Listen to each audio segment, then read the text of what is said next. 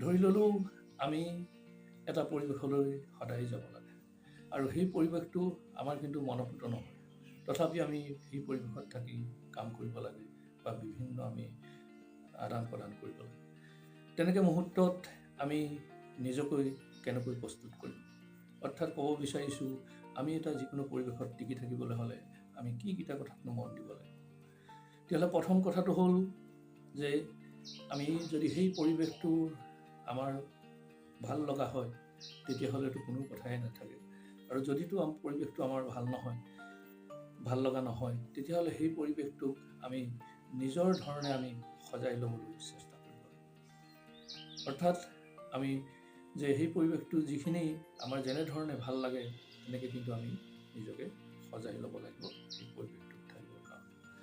আৰু দ্বিতীয় কথাটো হ'ল সেই পৰিৱেশটোৰ যদি আমি আমাৰ ভাল নলগা পৰিৱেশটো যদি সলনি কৰিব নোৱাৰোঁ তেতিয়াহ'লে সেই পৰিৱেশত আমি যিমান পাৰোঁ মিলি যাবলৈ চেষ্টা কৰিব লাগিব।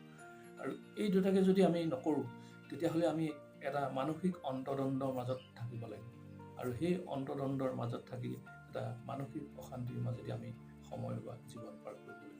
সেই বন্ধুসকল তেতিয়াহ'লে এই দুটাৰ ভিতৰত আমি নিশ্চিতকৈ এটা আমি বাছি ল'ব লাগিব আৰু সেইমতে আমি